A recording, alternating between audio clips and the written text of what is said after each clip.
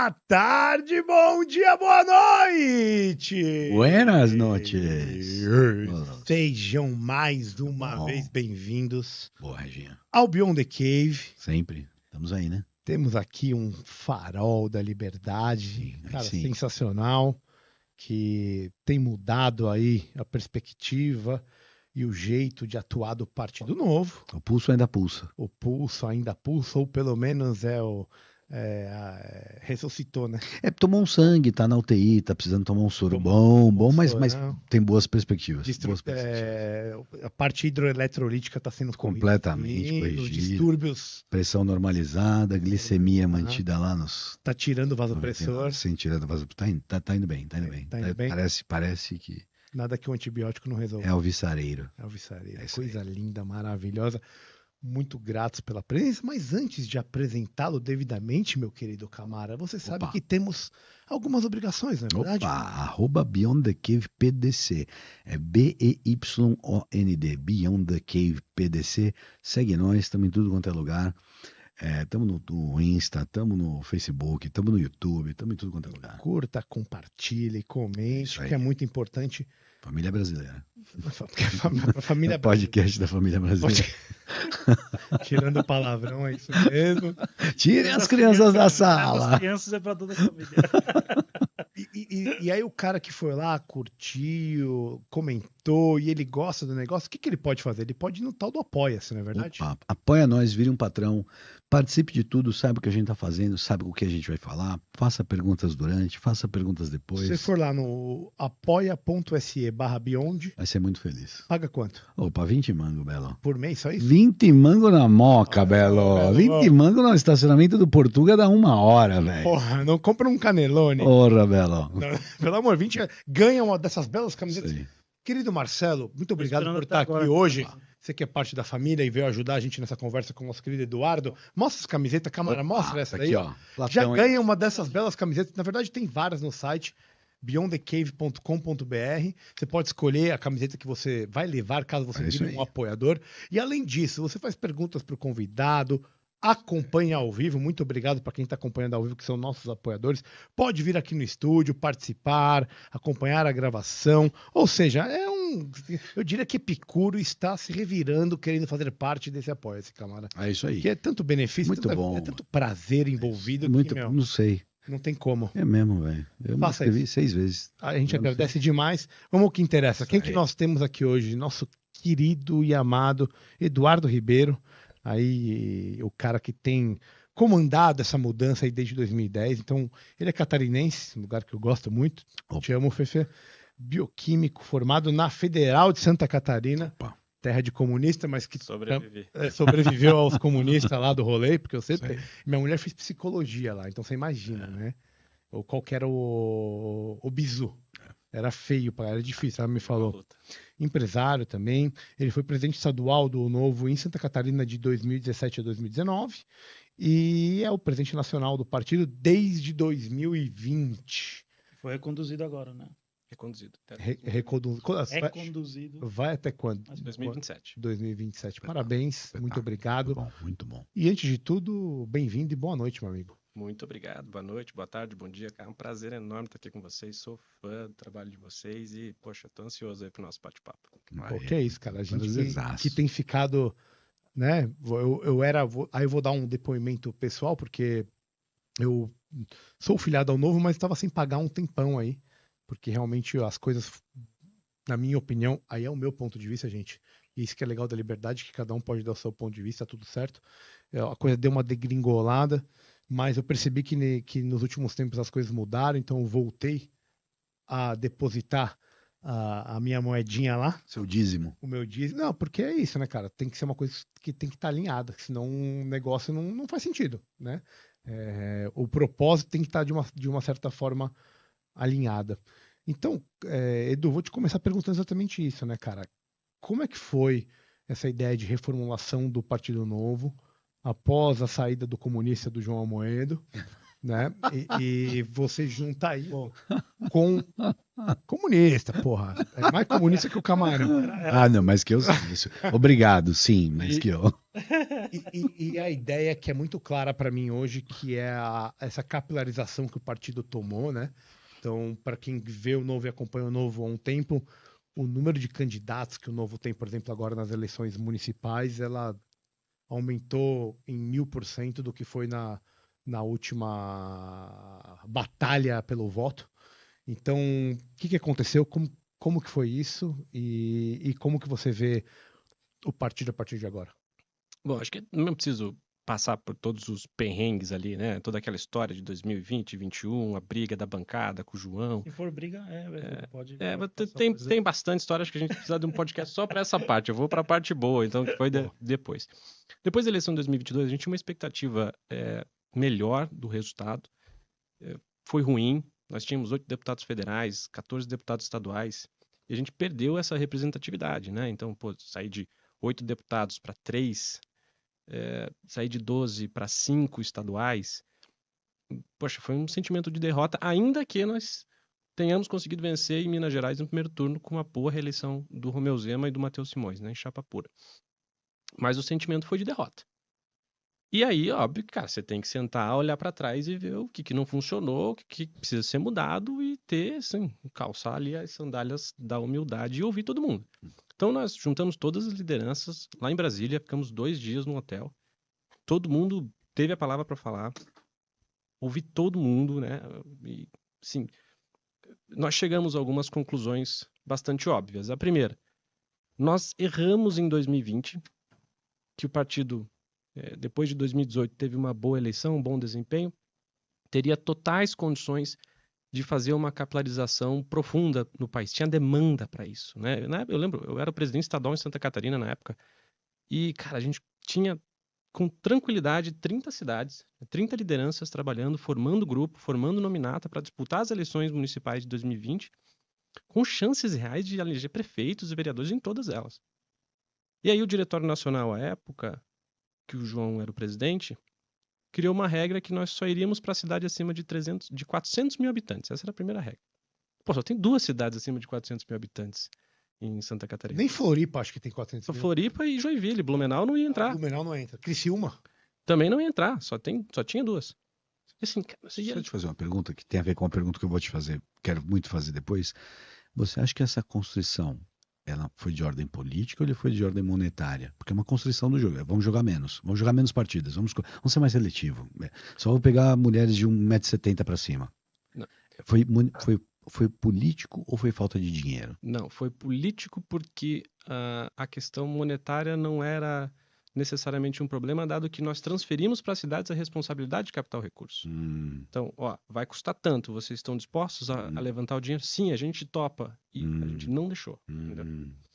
Não sei se por um receio de perder o controle, de desvirtuar a marca, e não, a gente tem que crescer com calma.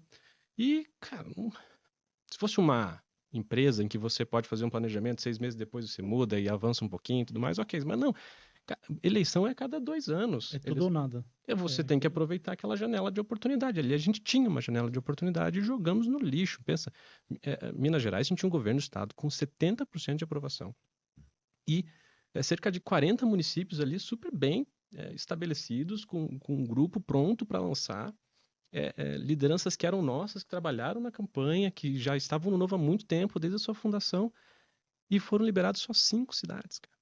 5 cidades. Tem 853 municípios em Minas Gerais. Nós tínhamos o governador com uma boa popularidade, a marca estava forte, 5 cidades. Então, cara, ali para mim foi o principal erro, porque a falta de capilaridade de vereadores, de prefeitos, fez com que nós não conseguíssemos aguentar a pancada que foi 2022. A gente nadou contra a corrente, polarização, pancada dos 2 lados, a gente não segurou. Eduardo, você acha que teve algum componente, por exemplo, do fato do Novo, naquela época, ela não usar o fundo eleitoral?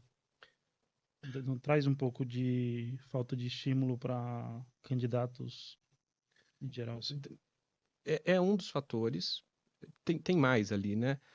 O fundo foi crescendo, foi ficando cada vez mais difícil competir, isso é fato.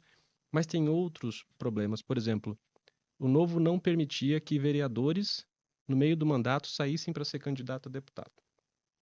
Então, na prática, nós não tínhamos quadros para montar nominatas competitivas, porque o nosso sistema proporcional você precisa trazer voto para a chapa toda e aquela soma de votos vai dizer quantas cadeiras você consegue ocupar. Então você precisa ter muita gente, né, preferência com bom desempenho eleitoral para você conseguir que os primeiros se elejam. Agora, você vai para uma eleição em que você já tem ali deputados com mandato que já largam na frente. E como é que você vai convencer outras pessoas a serem candidatos, sabendo que a primeira vaga já tem dono e que talvez não tenha condições de ter a segunda vaga ou a terceira vaga? Para largar a empresa, largar o trabalho, botar dinheiro, se arriscar para perder a eleição. Então, você tinha poucos incentivos. Isso é culpa do nosso sistema eleitoral, que é horrível. Mas é o sistema. Então, os incentivos que nós tínhamos para trazer essas pessoas eram muito... E aí, o que aconteceu? Nós fomos com nominatas incompletas. Podia ter 71 candidatos em São Paulo, a gente foi com 30. Podia ter 30 e tantos candidatos no Rio Grande do Sul, a gente foi com 7. O Fábio Osterman era para ser deputado federal hoje se tivesse mais candidatos. A Carol Sponser era para ser deputada federal hoje, a gente faltou candidato. A gente não tinha candidato porque não tinha incentivo para trazer. Não soube jogar o jogo, né? Era dinheiro. Então, à medida que o fundo eleitoral foi crescendo, você foi perdendo o incentivo, inclusive, de doar. Estava mais difícil de captar, vai ficando cada vez mais difícil de captar. Mas se nós tivéssemos vereadores eleitos e permitíssemos que os vereadores fossem candidatos, ainda que nesse primeiro momento para ajudar, muitas vezes a nominata, fazer a sua... se projetar para ser candidato a prefeito na próxima, mas nem isso a gente tinha. Então, faltou material humano naquela eleição. Material humano, recurso, se comparado ao que os outros partidos tinham, e a questão da marca, que estava fragilizada. Comunicação, a identidade, o que a gente era, o que nós representávamos naquela eleição, né? Então, tudo isso foi revisto. Nós mudamos radicalmente a estratégia de expansão, ponto que a gente vai para quase 600 municípios. A gente foi para 46 municípios em 2020, estamos indo para quase 600. Tivemos cerca de 500 candidatos, estamos com 7.400 candidatos por todo o Brasil, 250 candidatos a prefeito. Então, todo mundo que conseguia juntar um grupo bacana, que passasse no nosso processo seletivo, passasse no background check, tipo, pô, beleza, galera decente, né? Puxamos a capivara. Vamos dar a chance dessa turma montar uma comissão provisória e disputar a eleição. Se não der certo, tudo bem, a gente tentou, mas ganhou experiência. Na próxima você vai construindo partido, é assim que se constrói partido. O Lula perdeu quantas vezes até ele virar presidente? Foram 3, né? 3 eleições. 3 eleições perdidas, 12 anos. A gente não vai mudar de uma hora para outra, é uma construção. Né? Mas se crescer muito rápido, o risco de a gente errar é grande. Sim, nós vamos errar. Nós vamos nos decepcionar provavelmente com algumas pessoas. É como nós vamos agir diante dessas decepções que vai nos fazer um partido decente ou não. E nós já tivemos decisões duras para tomar. Nós expulsamos praticamente o nosso fundador.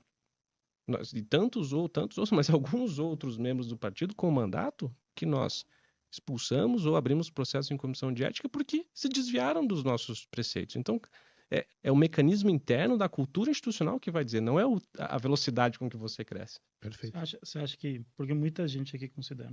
Pode... Não, fala. Acho que muita gente aqui considera... A gente sempre acompanhou o Novo desde cedo, talvez um dos poucos partidos, talvez o único partido que tenha princípios parecidos com os nossos, e a gente viu o Novo como realmente sendo um novo partido, uma visão diferente de partido.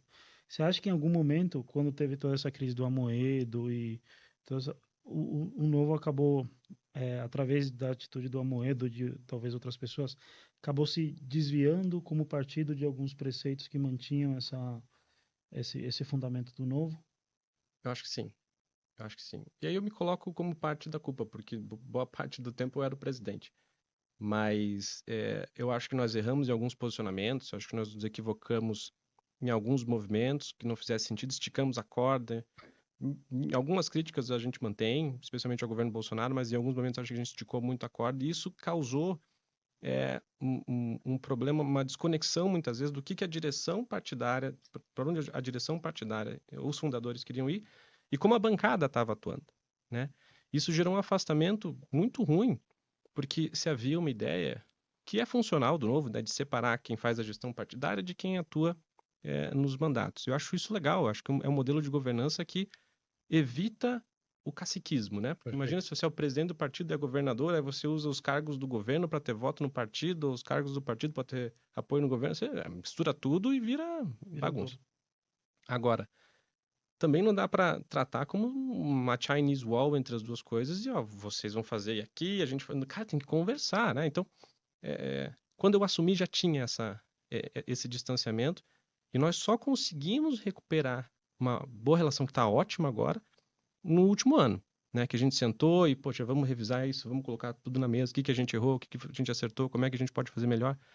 E eu atribuo a isso, inclusive, boa parte da coesão que o partido passa agora, né? Dessa imagem, parece que tá todo mundo remando para o mesmo lado, todo mundo sabe onde quer chegar. Teve um pessoal bom que entrou, né? Muita gente que voltou, né? Pessoa que tinha saído e que voltou. Eu queria, já que foi por esse caminho, acho que a gente pode ir para vários lados falando disso, né? A gente pode falar, por exemplo, de uma ideia de criação de plano de carreira, porque eu vejo que o Novo tomou várias decisões, não digo novo, né? Mas soa como novo, foram decisões individuais, né? Você vê vários caras que podiam ter, tipo, você pega um Vinícius Poit da vida, um Ricardo Melão, os caras tomaram umas decisões bizarras, que o cara vai para governador, aí o outro para senador, agora o Melão tá indo para vereador, tá voltando para vereança. Você vê como ele tomou uma decisão errada do que ele vai continuar fazendo, né?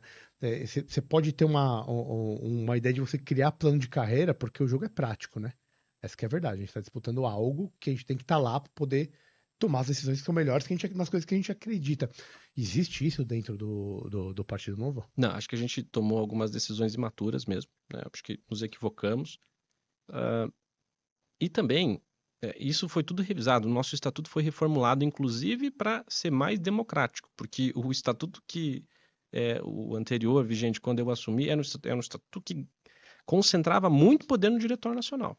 Muito poder. Assim, o mesmo grupo podia permanecer para sempre ali se quisesse, porque era ele que nomeava os estaduais e os estaduais que nomeavam agora não, agora está por um modelo em que os filiados vão eleger os delegados e os delegados vão eleger. Então é bem mais democrático do que era. Mas tem um outro ponto também de regras estatutárias que podiam fazer sentido lá naquele momento utópico, enquanto a gente estava, né, no começo, nada foi testado, vamos tirar da planilha isso aqui, vamos botar que vai dar certo. Enfim. Por exemplo, proibir mais de uma reeleição de legislativo. Pô, parece legal, né? Você força uma renovação, todo mundo tem a chance de... Cara, não funciona assim por duas razões. A primeira, não é fácil construir capital político. Não é fácil. Segundo, não é tanta gente assim que quer ser candidato. Se fosse uma abertura de vaga para CEO com salários exorbitantes, só privilégio, cara, já tem uma demanda gigantesca. Mas não tem, cara. A gente tem que correr atrás de pessoas para convencer que ela seja candidata. Então não é assim.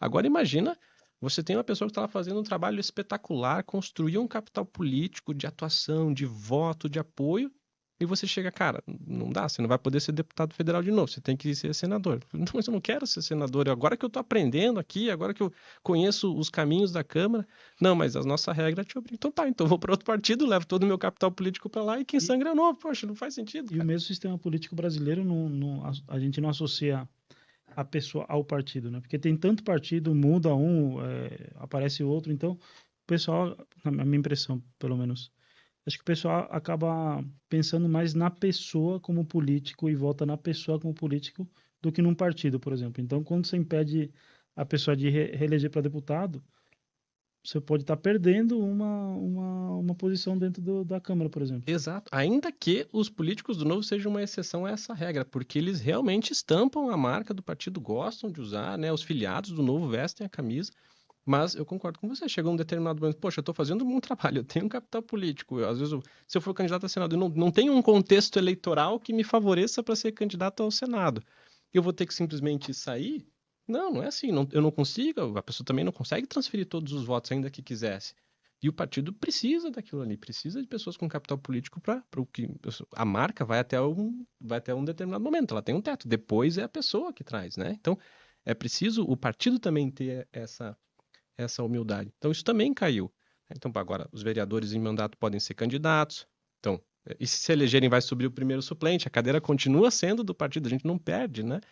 E nós vamos permitir mais de uma reeleição, né? Para os cargos legislativos. E quem vai julgar se aquele candidato ou mandatário deve continuar é a própria população que vai lá votar. Sabe, eu acho engraçado, isso a gente conversou uma vez com a Marina Helena. O Novo, ele é um ato de idealismo. Ele não emana de uma oligarquia regional, ele não emana de uma história ligada a uma corrente ideológica X ou Z. Ele emana de um ato de idealismo. Então, eu acho curioso porque os pecados que ele cometeu no nascedouro são pecados frutos do idealismo. Faltava o quê? Pragmatismo político. É. E esse processo de amadurecimento, aquilo que é arte do que é possível... Frônesis, muita a experiência do dia a dia da política. A política é política no município, é isso, né? E eu acho que, por exemplo, a gente muito debateu aqui sobre a questão do fundo eleitoral, dinheiro público. E é absolutamente compreensível, é uma questão existencial para o Novo, a questão de como tratar, o quão sacrossanto é o dinheiro público para não ser gasto com essas coisas assim. Só quando você compete com os que estão gastando, a pergunta é, eu não sei qual que é a vantagem, se você não puder levar a ideia. Aí é uma ideia meio maquiavélica.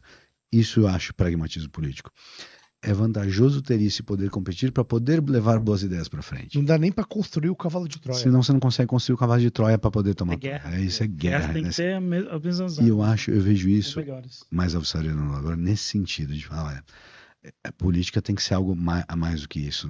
Não é fruto só do idealismo. Tanto que você falou, olha, nós vamos fazer isso para que não haja usurpação. E tudo vem de top-down, né, no sentido de vamos... Mas a política é isso. Você falou, vai vir gente que não vai ser boa. E vamos ter que ter mecanismos de poder peneirar isso, rever isso e poder sempre num processo de contínua melhora. Mas política é isso. Vão entrar maçãs ruins dentro desse cesto. É inescapável. Aliás, é a única certeza. Se não for o PCC. Entende? Seria... Pelo menos a gente faz background check em todo mundo. Já é um processo. O primeiro filtro a gente faz. Sim. Mas, só confirmando o que você falou, eu costumo dizer ali internamente que para a gente vencer os nossos adversários, primeiro a gente vai ter que vencer os nossos dogmas.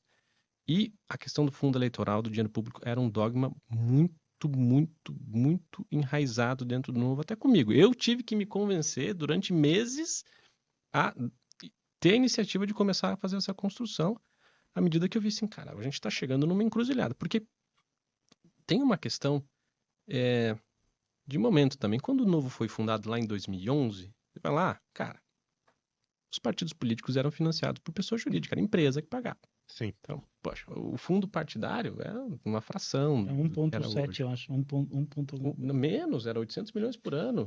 E não tinha fundo eleitoral. Então, assim, cara, um partido, em grande maioria de empresários, bem-sucedidos, com baita networking, com acesso a... Cara, era óbvio que o Novo já largaria dentro daquele contexto de legislação eleitoral muito na frente, para conseguir captar recursos e montar estrutura. Então, até mesmo do ponto de vista de narrativa, a gente abre mão, né? Não vai fazer falta. Só que daí proibir as doações de pessoa jurídica em 2016, criar o fundo eleitoral em 2017 para 2018, não, também não vou receber, vamos ser coerentes com o que a gente está... Porque ainda também não era um valor exorbitante, a gente conseguiu captar bem em 2018. Só que, cara, depois virou 2 bi, depois virou 5 bi, e paralelo a isso... começou a se criar um monte de regrinha para dificultar a doação de pessoa física. Ou seja, você limita em 10% do rendimento do ano anterior. Não é do patrimônio, é do rendimento do ano anterior. A pessoa pode ter um patrimônio enorme, mas se não rendeu bem, ela tem uma limitação, inclusive, de doar no ano seguinte. E na última reforma eleitoral, eles incluíram mais um mecanismo que era o da doação para a própria campanha. Então, o candidato só pode doar para si mesmo 10% do teto da sua campanha. Então, por exemplo, se o teto da campanha de prefeito é 1 milhão, ele só pode doar para ele mesmo 100 mil reais. 57 milhões, né? Em São Paulo. Depende São Paulo. Mas vamos para um vereador, por exemplo, que, sei lá, a campanha, o teto é 80 mil. E ele economizou e gostaria de investir na sua campanha. Ele só pode investir... Ele pode botar 100 mil no colega, mas ele... no Congresso chamaram isso de emenda novo. Os outros deputados chamaram isso de emenda novo, como se fosse uma forma de, os caras do Novo são tudo rico e vamos dificultar eles de se financiar, já que não usam o fundo eleitoral. Então, o que eu observei a partir disso? Cara, estão criando mecanismos para o médio prazo, o Brasil ser um país em que o financiamento eleitoral vai ser 100% público, sem proibir o privado. Mas, à medida que você coloca tanto dinheiro numa eleição, dinheiro público, A prática, cara, você só inflaciona tudo. Porque a quantidade de gráficas na cidade é a mesma, a quantidade de músicos para fazer jingle é a mesma. Só que você coloca tanto dinheiro, tudo inflaciona. Aí o vídeo que custava 5 mil reais passa a gastar 40 mil reais, aí o doador vai olhar assim, cara, por que eu vou doar se o teu adversário já tá com 7 dígitos? O cara perde o incentivo de doar. Então, a gente olhou e falou, ou a gente muda isso agora, enquanto dá tempo, ou provavelmente a gente está caminhando para o precipício. E aí colocamos em votação, foi aprovado e está pacificado no novo isso. Cara, muito bom, cara. Eu vou te falar que esse teu você narrou que eu também tive que me convencer. Que uma das coisas que me fez gostar do novo e me filiar ao novo foi exatamente isso. Eu falei, isso aqui é bizarro, não tem como. E olha isso daí, porque isso daí é a representação da oligarquia que acontecia no começo da República, só que do ponto de vista moderno. Uhum. É exatamente isso. É a República das oligarquias. Ô, bicho, é um lugar que você chega assim, tá todo mundo pegando dinheiro, vem aí pegar os seus. Fala, eu não vou pegar, não. Não, você vai pegar. Eu não quero pegar. Ah, nós vamos fazer você pegar. Aqui todo mundo pega. Não tem quem não pega dinheiro aqui. É bem emblemático. Entende o que eu tô querendo dizer do jeito? Não que não estou eu querendo implicar de forma alguma que eu estou pegando dinheiro. Não é isso. Regis, posso pegar um parênteses, só aproveitar isso que você está falando, porque havia um dos dirigentes do Novo que é um grande empresário do Rio de Janeiro e ele era o mais incomodado com essa história. Eu fiquei 2 horas com ele no telefone.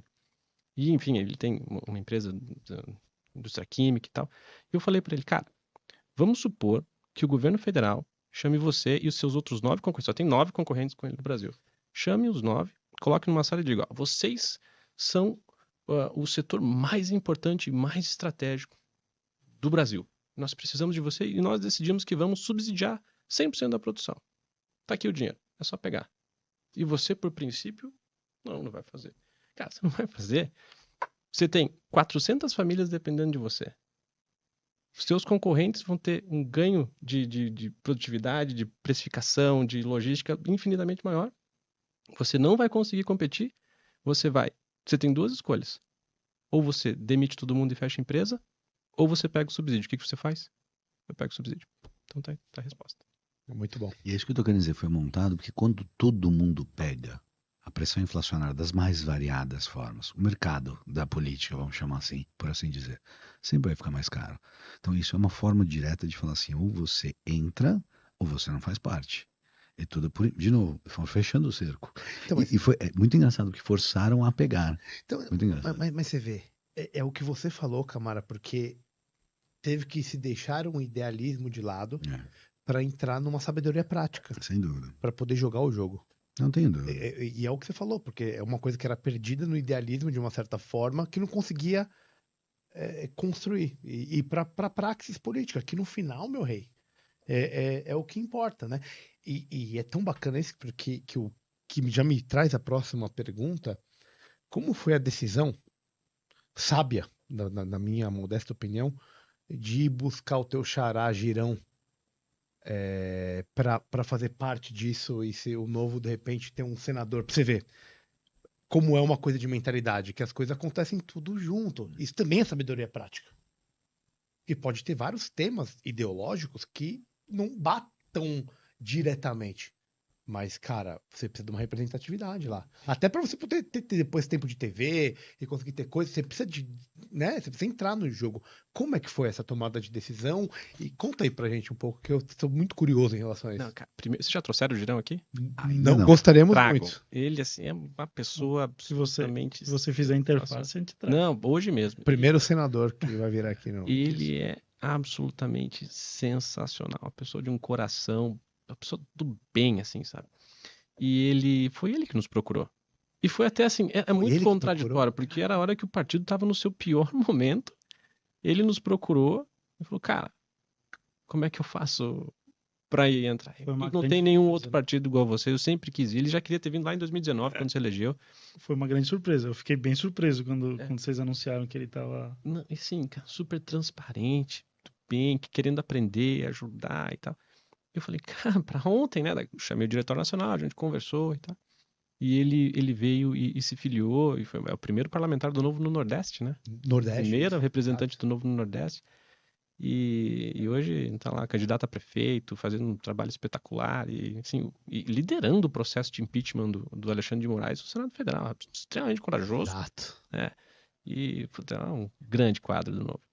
Eu gostei muito que, sob os auspícios dele, houve alguma reunião agora do Congresso, onde os deputados foram no Senado, sob os auspícios dele.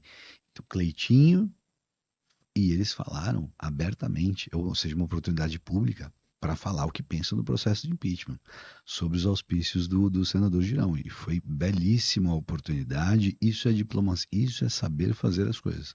A oportunidade certa para conseguir falar. É isso. Belíssimo. Muito bem montado. E ele é um cara iluminado, né? Porque a eleição dele era muito improvável em 2018. Muito, mas muito improvável. Porque ele estava ali competindo com o presidente do Senado Federal, com o Eunício. Pode crer. E foi por uma questão, acho que 12 mil votos. O índio? O Eunício Oliveira. Então, o Eunício índio. Oliveira. Isso. Índio. É índio, é índio. É índio na planilha da da Petrobras, ele é um índio. Ah! Eu só queria lembrar. É importante lembrar. Boa. É importante os nomes de guerra. O nome de guerra é uma coisa importante. Certo. Não podemos esquecer, não se pode, né? Mas do ponto de vista ideológico, zero conflito. Zero conflito. Porque, assim, essa era uma outra questão que nós tínhamos que decidir no Novo. Que tipo de partido nós queremos ser? E aí, graças a Deus, prevaleceu a ideia de que aquele que concorda 80% com você é seu aliado, não é 20% seu inimigo. E hoje, no Novo, e é um exercício que eu busco fazer, e todo mundo tá ainda bem, assim, muito caminhando junto nisso, de querer ser um guarda-chuva da direita, que vai da centro-direita até a direita. Então você tem o Girão, que é um conservador, até de ponto de vista religioso, né, espírita e cristão, e uma pessoa de muita fé, assim como o Deltan, que é batista. Você tem o Marcel, que é um liberal clássico, conservador, luterano. Você tem várias vertentes.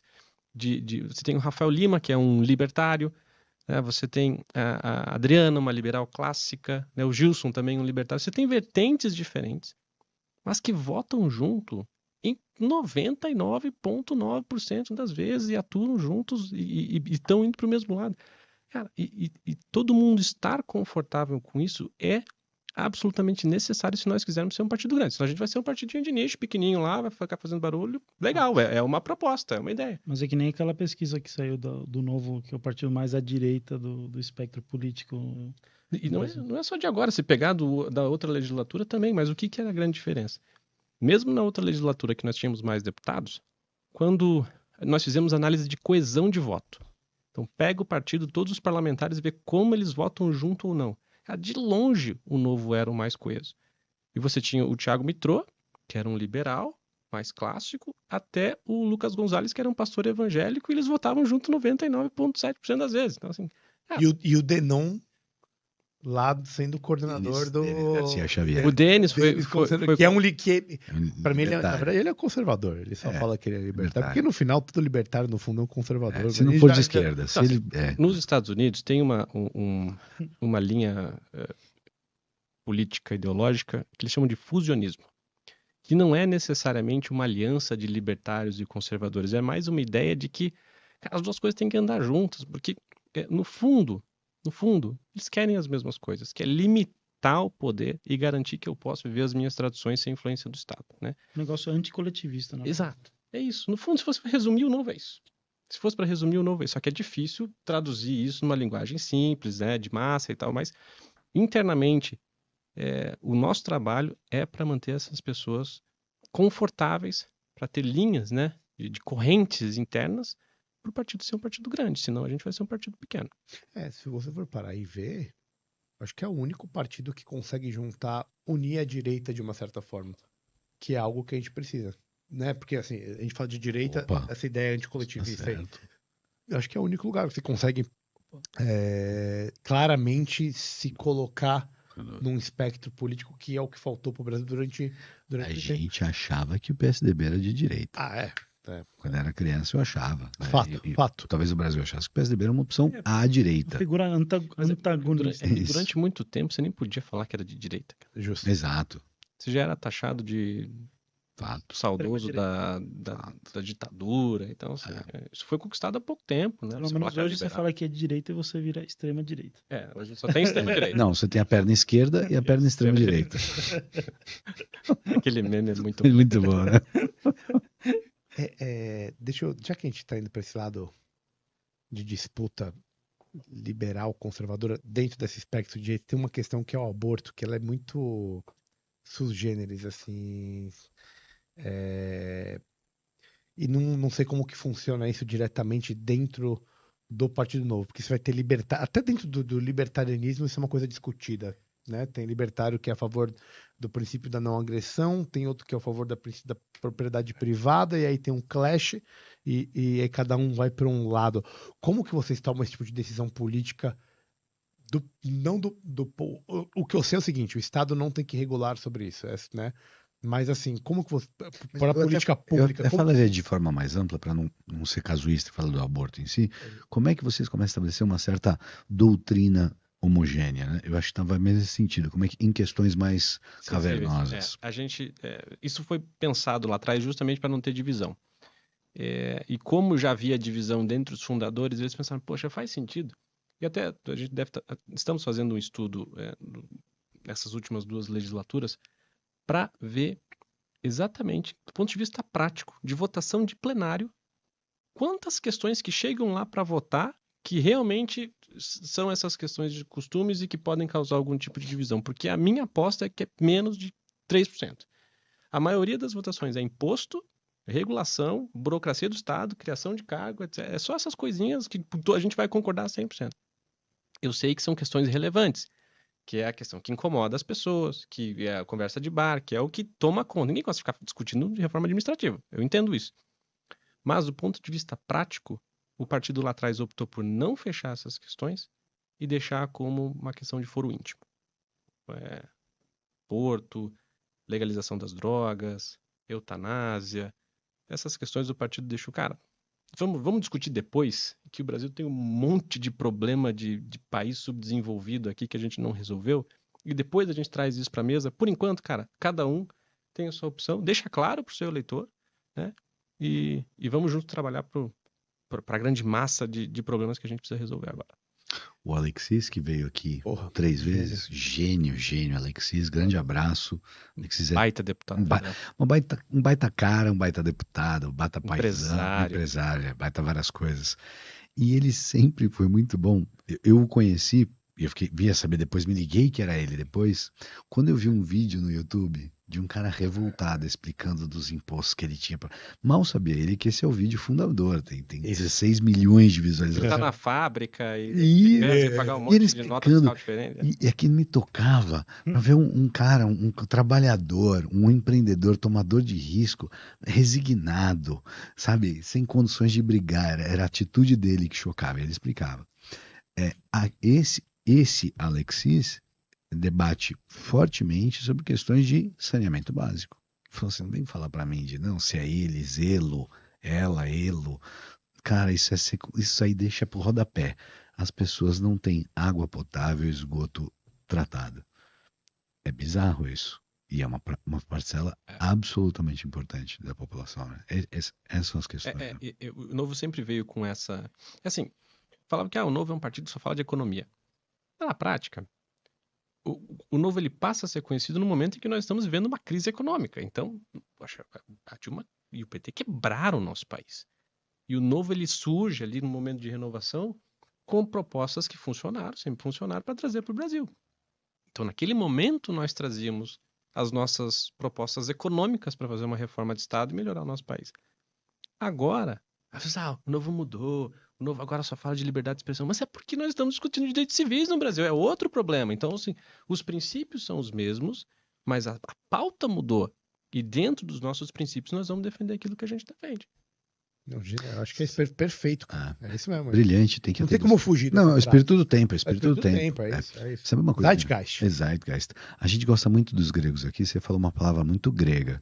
Foi um discípulo de Sócrates chamado Xenofonte que escreveu um livro chamado Oikonomicus. E oikos em grego é casa, nomos é regra. Então, oikonomia é a forma de você melhor organizar a sua casa. Você fazer a coisa de uma forma econômica significa que ela se encaixa, ela funciona, ela tem uma conta que fecha. Então, você se preocupar com a economia é fundamentalmente se preocupar como é que o negócio funciona. Você quer ser um país rico, que sobra dinheiro para poder investir nas coisas certas. É esse bem organizar de uma casa que é uma economia. Então, nesse sentido, é fundamental. Então, é uma pauta crucial isso. Edu, pautado na realidade, quais as expectativas hoje, né, a gente está aqui dia 5 de setembro aí, né? Quais são as expectativas realistas do Partido Novo agora para as eleições municipais, cara? O que vocês estão pensando? O que vocês estão projetando? Aonde vai dar bom? Aonde vai dar ruim? Quem são as pessoas que estão aí que a gente vai poder olhar lá na frente e falar, cara, esse cara é bom, vamos contar com esse cara? Realista. 20 dias de campanha, a gente não chegou nem na metade da campanha. Okay. E geralmente é o sprint final, ali nos últimos 15 dias, 10 dias, que a gente vê. Tem muita gente que nem sabe que está tendo campanha eleitoral. Então, a população vai se ligar mesmo nos últimos 15 dias da última semana. Mas nós já conseguimos ver alguns locais com uma boa consolidação. Poxa, nós temos o nosso deputado estadual Felipe Camusato, que foi o primeiro vereador do Novo eleito em Porto Alegre, está aparecendo com 14% ou 15% em Porto Alegre, né? Então, e está indo nos debates, tá aparecendo. Podemos ter uma boa surpresa lá em Porto Alegre. Nós temos o Adriano Silva, que a gente brinca é o Rodrigo Hilbert do Novo, né? O cara faz tudo, o super-homem, o cara tá com 93% de aprovação lá no... A gente brinca que é o padrão Kim Jong-un de aprovação. Padrão Coreia do Norte. O cara tá super bem, a pesquisa de intenção de voto era 70% dos votos válidos para ele, então... Cara, que bizarro. Bizarro, Joinville, cara. 650 mil. Não é uma cidade pequena que não, é uma Parabéns, Joinville. Coisa Parabéns, maravilhosa. Joinville. É a maior cidade, né? Mas não me surpreende que a cidade que mais aderiria ao Novo seria uma cidade do nível de Joinville. Não, e os números dos últimos 4 anos do IDEB agora? Joinville é top. Uma melhor cidade acima de 500 mil habitantes no IDEB. Das 10 melhores escolas, 2 são de lá. O que eles fizeram na educação, assim, é bizarro. E sim, fazendo feijão com arroz, sabe? Bem feito. Minas Gerais, a gente tem quase 150 municípios disputando. Maranhão, tem 38 cidades no Maranhão. Cara, isso que eu ia falar, que doideira, eu fui ver isso. 38 prefeituras no Maranhão, cara. Não, e cidades, a gente tá entrando competitivo. Você pega lá Imperatriz com Takashi.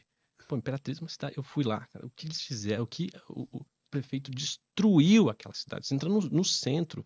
Gosto de ficar nas platitudes e dizer que a cidade é esburacada, tem buraco na rua, mas lá, cara, parecia Marte, assim, sabe? Você não conseguia andar no centro, era tudo buraco e muroado. Aquela coisa, um aspecto de... As pessoas, você via nos olhos das pessoas que não tem como viver numa cidade assim. E ele, super inteligente, conseguiu estar lá com 2 dígitos crescendo, uma campanha, a gente pode chegar no segundo turno Imperatriz, podemos ganhar a eleição no sul do Maranhão, sabe? Estive em Barreiras também com o Davi Schmidt. Barreiras é o oeste baiano, ali quando você passa o Rio São Francisco é outra Bahia, é diferente, é do agro pujante e tal. E um cara sensacional, assim, uma pessoa qualificadíssima, empresário, super envolvido, conseguiu reunir um grupo de pessoas, está crescendo, podemos vencer também no interior da Bahia. Então tem várias praças ali que a gente está despontando, que se eventualmente a gente não conseguir vencer, nós criamos uma liderança política lá que para o futuro com certeza... investimento, né? Vai ser outro partido a partir do ano que vem. Outro partido. Mas já dá para perceber, né? Nessa eleição, assim. A capilaridade, né? É um feeling mesmo, assim. Conseguir perceber o quanto que o Novo evoluiu ou mudou depois de ter, acho que, chegado no fundo do poço para o que está chegando agora. Se eu trazer os gráficos de filiação, é exatamente isso que vai mostrar. A gente consegue perceber isso aí. Tem muita gente que a gente costuma, sei lá, seguir nas redes ou que são referências para o liberalismo, libertarianismo, etc., ou conservadorismo, que decidiram entrar agora na política e a maioria acabou entrando para o Novo, né? O Rafael Lima, não sei se ele provavelmente já era filiado antes. O Deltan que filiou agora faz pouco tempo, né? Então muita gente que a gente tinha como uma referência, talvez porque o Novo voltou a crescer, mostrou a sua identidade nova, os seus princípios, o pessoal acaba se identificando com o Novo novamente, e isso aí acaba provocando toda essa onda, né? Eu tô até aqui, antes de entrar, eu li isso aqui, o Adriano Gianturco, que é uma pessoa que eu adoro. Gosto muito disso. A Ciência da Política, livraço Meu dele livro que de eu li. cabeceira que ele colocou no Instagram. O Novo está indo muito, muito bem. Acertaram a linha ideológica, entraram bons reforços, vai bem onde governa e está atuando muito bem sobre o STF. Hoje é de longe o melhor partido. Os resultados virão no médio prazo. Falei por anos e anos que tinham que ir nessa direção, fico feliz. Então, tá aí. Excelente. Não tem muito o que falar depois disso. Não. Ele resumiu a Não história. tem, mas eu quero saber da disputa em São Paulo, meu rei. Eita, boa. Já Boa. que a gente tá aqui. Boa. Não, só um adendo. Seus arrombados que bota Maria e Helena, vocês são malucos? Maria Vocês Helena. comem bosta? Putz. Não, Maria Helena Não, vocês comem bosta? Vocês comem bosta? Vocês botam Maria e Helena.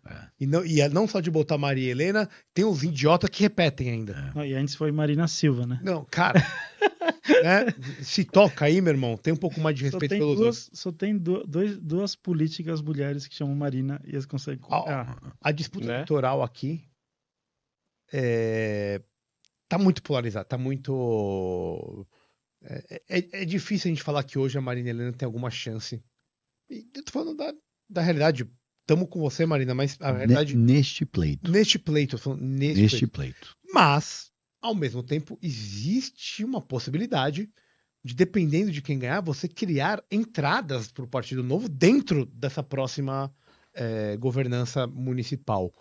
Existe algum assunto em relação a isso? Como que vocês estão tratando a campanha e a disputa aqui na Prefeitura de São Paulo? Não, perfeito. O primeiro é que, assim, a Marina é, de longe, um melhor. dos melhores quadros na política brasileira hoje, né? Não digo nem do Novo. Dentre tantas reformulações que nós fizemos no partido, uma delas foi a de comunicação, que foi a que teve mais investimento nosso e teve o maior impacto. Não só no logotipo, o logotipo não foi aquilo ali, é a ponta do iceberg. Tem os estudos que foram feitos, as palavras que nós passamos a usar para comunicar as nossas ideias, a paleta de cores, tudo isso foi testado tecnicamente para a gente chegar na melhor forma possível de comunicar o que a gente pensa. E quem coordenou esse processo foi a Marina. Ela veio, depois foi candidata, hoje é a primeira suplente, eu convidei ela para vir para o Diretório Nacional e ela coordenou toda essa parte de comunicação. Então, muito do mérito, da forma como nós estamos nos comunicando hoje, é dela. E aí a gente convidou ela para assumir essa missão de disputar na campanha municipal que acaba sempre sendo nacional, que é aqui em São Paulo. E ela começou, lógico, com todas as limitações que nós temos do partido de ser desconhecida, de ter pouco dinheiro e tal. Eu acho que ela está fazendo um trabalho espetacular. Ela é uma guerreira. E, gente, ela tem que amamentar, ela está com um filho pequeno, tem outra filha. Então, assim, o que ela consegue fazer no tempo livre, isso daí não vai ter preço. Assim, você é um anjo, você é a nossa rainha aqui no Novo. E não é filho pequeno, é recém-nascido. Recém-nascido. Ela é foda. Não é à toa que ela já veio 2 vezes. Isso mesmo. E é isso aqui. O Pablo Marçal apareceu como uma bomba atômica aqui. Né? E virou o assunto nacional. Que doideira, né? Doideira. Estava fora do radar. E a questão está, como que nós nos posicionamos diante disso? O que faz sentido? O que não faz? A gente compete por um eleitorado semelhante. Nós também temos esse perfil antissistema, vamos dizer assim, né? de renovação profunda, de não dá para manter o que está aí. Não tem como deixar o bolso voltar. Nós precisamos construir um espaço eleitoral que seja viável e que a gente consiga vencer essa eleição. Só que assim, eu já vi as coisas mudarem muito rápido, principalmente em cidade grande. Quer dizer, eu vi isso em Minas Gerais. Né? Seja para o bem ou para o mal. Estou dizendo que é a Marina que vai crescer. Aconteceu com o Boulos, né? Na última eleição todo mundo achou. Com o Dória em 2016. Né? Então, com o Zema em 2018 em Minas Gerais. Essa altura do campeonato ele tinha 4%. E ganhou com 40% no primeiro turno, depois 70% no segundo turno. Não, eu concordo, Edu, mas assim... Eu vou chegar lá. Agora, diante do cenário que se desenhou, eu acho que o que a Marina tem feito, o que o partido tem feito aqui, precisa continuar sendo feito. Que é ela mostrar todo o potencial e capacidade que ela tem e ser reconhecida por isso, ser reconhecida como a melhor candidata, a mais preparada. Isso ela está conseguindo fazer. Isso ela está conseguindo fazer com maestria. O que a gente não tem, talvez, seja essa o que o Pablo conseguiu, que é capturar o espírito do tempo de São Paulo, da cidade de São Paulo, da forma de se comunicar, né? E aí entender como que funciona toda a rede de códigos, aquela coisa toda que enfim, tá aí, tá na justiça. Mas o papel que a Marina está cumprindo hoje é essencial, não só para ela, mas para o partido, que é conseguir transmitir essa ideia de que nós temos os quadros mais qualificados para fazer gestão no Brasil. Tanto é verdade que o próprio Pablo, Ele reconhece isso. ele mesmo reconhece isso. Ele falou no Flow, né? No Flow ele falou. Em vários E lugares. veja bem, o Pablo é uma pessoa, ele não é um partido. Eu vou falar o óbvio, né? Ele é uma pessoa, não é um partido. É mais fácil você fazer essa estrela cadente aí como pessoa do que como partido. De novo, o partido demora a se juntar tudo isso aí, uma história gigante. Ele não tem responsabilidade de partido. O Pablo, nesse sentido, ele pode pegar e fazer o que ele quiser, não se comprometeu a nada. Eu não estou falando aqui mal dele, só estou querendo dizer que... Não, eu concordo com ambos. A minha questão é o seguinte, pensando na praxis política e nas possibilidades que você tem, se existe algum tipo de pensamento de, num eventual segundo turno, alguma coisa que vai acontecer, de compor isso, Sem de dúvida. conseguir propagar mais as suas ideias através disso. Porque por mais que seja uma figura Sem dúvida. Polêmica. não sei o que lá, você pode falar um monte de coisa, mas ele também tá no mesmo campo que nós estamos ali, né? O Assim, próprio Pablo fez esse convite para a Marina que numa eventual, isso, uma então, eventual eleição, é isso que eu tô que ofereceria a secretaria que ela Mas- quisesse. É isso. A gente não sabe realmente isso é certo, por mas, isso que essa é o... mas Não, acho que eles nem sequer conversaram sobre isso. Eu nunca conversei com ele também e nem sei se vai ter tempo de conversar durante a campanha.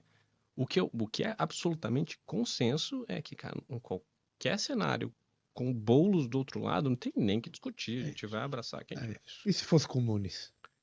Ou vocês prefeririam não se posicionar? Não, acho que a gente tem que se posicionar. Tem que, O partido de vai ter que alguma fazer uma forma tem O que se partido tem que posicionar. fazer uma escolha. Tem que fazer uma escolha. Isso foi uma das coisas que acho que a gente aprendeu da pior maneira. Boa. O posicionamento tem que ser claro. Pode até errar, mas tem que tomar o risco. Aquela com- coisa meio... Você não pode não jogar. Eu acho legal isso. Porque é um jogo que você não pode se furtar a jogar. Você tem que estar em tudo. Que nem pôquer. Você tem que continuar. Nem que você só pingue e não aposte. Mas você continua pingando e continua jogando. Se você não se envolver desse tanto, você não faz parte do jogo político. Ninguém precisa de você para nada. Você não está envolvido em nada. Eu acho que pragmatismo político é jogar toda a rodada de pôquer. Até eventualmente você ganhar o campeonato. Mas hoje você viria como? Tipo, digamos, né? Óbvio que é uma coisa, a gente tá falando de um talvez, a gente não sabe o que vai acontecer, mas existe até a possibilidade de você ter um Nunes e Boulos. Pela última pesquisa que eu vi agora, daria Marçal e Nunes num segundo turno, por exemplo. Eu não sei. Eu não posso falar porque Sim, justo. Estou te botando uma saia justa. Justo, daí depois, né? Mas o partido tem que tomar uma decisão, vai ter que escolher um lado. Acho que é meio óbvio, assim, mas isso vai precisar ser referendado, inclusive, pelo diretório municipal. Daí é o diretório municipal com os filiados não e tem a Marina, gerência, né? principalmente. Sim. Então, de uma polêmica, eu quero partir para um negócio que é o que você falou, que o Novo tem atuado na defesa da liberdade de expressão maravilhosamente bem. Maravilhosamente bem. Na minha opinião, né? Eu queria que você falasse um pouquinho da arguição de descumprimento da DPF, agora 1188, né? Que por causa da razão da decisão da primeira turma do STF, lá que a gente falou já um pouquinho, que referendou a decisão monocrática do arrombado. Sobre o bloqueio do X. Foda-se, quero que se foda, velho. Eu não abro mão da minha liberdade. Foda-se. Como é que tá isso? Eu sei que hoje a gente teve alguns capítulos novos aí. Queria que você explicasse qual que é a ideia e os próximos passos que o partido vai tomar. Tá, vamos lá. Hoje, dia 5, né? 5 de setembro. Quando veio aquela decisão absurda, assim, completamente absurda, que, assim, no fundo, todo mundo esperava, mas ao mesmo tempo pensava, não vai tão longe. E foi. A gente, assim, ligou para os advogados, então, cara, o que a gente pode fazer? Que é possível? Tá todo mundo muito, assim, broxado. Cara, não tem muito. Aí depois que baixou a poeira, a gente voltou atrás e pensou, cara, deve ter um caminho aqui. Que não é possível que esteja todo mundo confortável com essa decisão. Cara. A repercussão internacional está sendo horrível. Horrível. no mundo livre, dos países democráticos. Isso tem peso, né? Uma questão que é flagrantemente inconstitucional e ilegal. Tem tanta coisa, né? Desde esse inquérito, todos os inquéritos, sigilo, tudo, mas nesse chegou num ápice que, cara, não é possível. E aí nós juntamos os nossos advogados e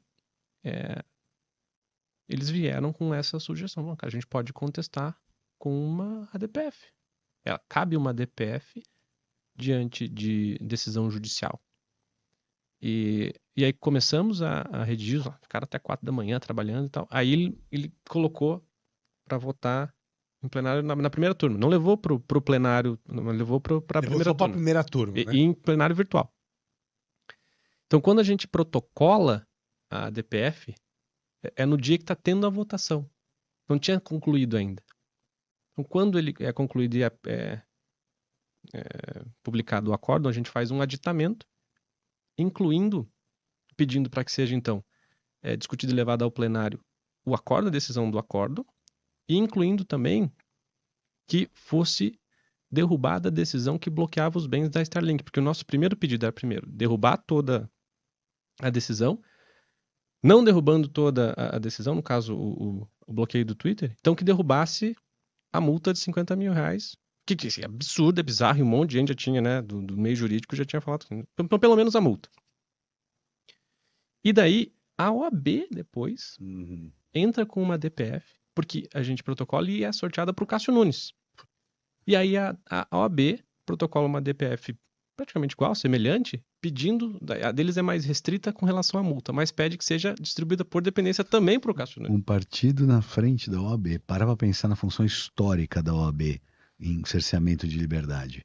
Quando o partido está na frente da OAB, é que você está na ponta da lança. A OAB que deveria estar na frente está atrás. Muito bom isso, bonito isso. Mas a OAB está contaminada. Eu bem sei, mas eu só estou querendo dizer que quem assumiu a ponteira. Foi, isso que eu estou querendo dizer. Sem dúvida. Era da OAB. Mas tem uma questão importante, porque essa peça da OAB foi assinada por todos os presidentes de todas as seccionais da OAB. Opa! Não é só, vamos entrar, não. O Eles mundo tiveram que jurídico conversar, tá... isso. Tá. Demorou, né? Demorou. Pra caralho. Demorou. Mas enfim, que bom que entrar. Que bom. Né? Nós ganhamos um reforço gigantesco. Robusto. E aí o Cássio Nunes, o ministro Cássio Nunes, recebe essas duas ADPFs e muito rapidamente, inclusive, já coloca para votação. Era improvável que ele fosse... A gente pede uma liminar, a gente pede para derrubar, só que era improvável porque foi decidido ali em colegiado, ele não ia passar por cima de uma votação de 5 ministros, mas ele muito rapidamente coloca pro plenário, enfim, pede que a AGU, PGR se manifestem, que é de praxe, é do rito, mas hoje está para ser votada em plenário. E eu sou um otimista por natureza, né? Então, a gente precisa de todo mundo, né? Eu tô otimista. Mas cara, é porque assim, quem teoricamente, pelo que eu sei, por favor me corrijam se eu estou errado, a primeira turma já não vota mais. Isso vai ser por apreciação. Mas os votos podem mudar. Tá. Então... E porque assim, tem uma 5-0, né? Tem uma sinalização a gente começa com 5 gols contra. Mas tem uma sinalização importante. Sinalização Um dos votos, que é o voto do ministro Fux, ele faz uma ressalva de que a multa de 50 mil só deveria ser aplicada a quem usasse o VPN como subterfúgio para usar o Twitter para fazer os discursos de ódio, aquele negócio todo lá. Tá. Então você acha que pode haver uma mudança de decisão de quem já tá perfeito? Mas eu penso de qualquer forma, a corte é tão difícil de ser provocada, é tão difícil de ser trazida, toda a oportunidade de se colocar isso, tem certeza que é isso mesmo? Até para que conste para a história como é que aconteceu, porque nós estamos numa época de flagrante desrespeito à Constituição, flagrante. Não tem como, né? Se você pegar uma prova da OAB, pega o mesmo OAB, foi fazer uma prova, escrevendo aquilo que o Alexandre de Moraes está fazendo, você não passa na prova. Você não passa na prova. Não é direito. De direito constitucional. Simples assim. A gente está cobrando dos entrantes, dos ex-bacharéis. De outra coisa. Então, não faz sentido isso. Isso daqui está errado há muito tempo. E o que eu acho curioso é que nós vamos começar a ver, estamos vendo com mais frequência, os embrólios das derivadas. as decorrências maléficas das decisões mal feitas, os processos, o devido processo legal, que é um escárnio. Isso tudo vai gerando tudo isso. Por isso que tem um ordenamento jurídico para ninguém. Uma hora a conta chega, Exato, negão. senão você não consegue mais a conta. Aí esse julgamento indo a plenário, o mundo inteiro vai assistir. Esse é um ponto. E tem outras duas coisas que estão acontecendo, que é, primeiro, o Elon Musk prometeu um data dump ali de todas as decisões sigilosas, ele tá conta gotas, e 6 gigabytes de informações que a Folha de São Paulo tem que também tá publicando. Então, a gente não sabe o que mais pode aparecer, né? Recentemente, agora teve mais um laudo de um perito do caso do aeroporto de Roma, que do tapa na nuca. confirmou o que a polícia italiana já havia dito e que um outro perito já havia dito e que por ter dito isso está sofrendo um processo administrativo e foi afastado. Então assim... Cara, não dá, né, velho? Não dá. Não dá. É explicar o óbvio. Não tem como não enfrentar. Não, acabou, não tem mais saída honrosa. Não tem como... Não, o próximo passo é Venezuela. É porque quando o executivo consegue obter um conluio com o judiciário, e ainda... Sabe o que tá faltando? A entrega completa das Forças Armadas. É só isso. Porque depois, meu amigo, não tem como você reaver. Fica completo. No sentido de virar Venezuela. No sentido de virar Venezuela. É isso, a transformação da Venezuela incorporou as Forças Armadas e aí virou a Venezuela. É isso que eu Nesse quero sentido, dizer. sim. É isso. Sim. Então, é essencial. Nessa pegada, como que você vê as manifestações agora do dia 7? Acho que as pessoas não podem ter medo de ir à rua. Temos que ir para a rua. Nós estamos lá, estamos brigando, estamos usando todos os instrumentos jurídicos que nós temos à disposição enquanto partidos, nossos parlamentares estão... Só que é aquele momento que precisamos do gás das pessoas. E a gente está convocando em todas as cidades, não só São Paulo, porque o senador precisa ver que na capital do estado dele tem um monte de gente descontente. E que ele não se posicionar ou ele não fazer um movimento em favor do que aquela população pode custar a sua eleição. Então, não acho que vai ser só uma manifestação, acho que nós vamos precisar fazer muitas manifestações, mas eu acho que ela pode ser alargada. Precisa ser alargada. Porque trata-se de algo inédito, a gente está pedindo o impeachment de um ministro de Supremo. É diferente.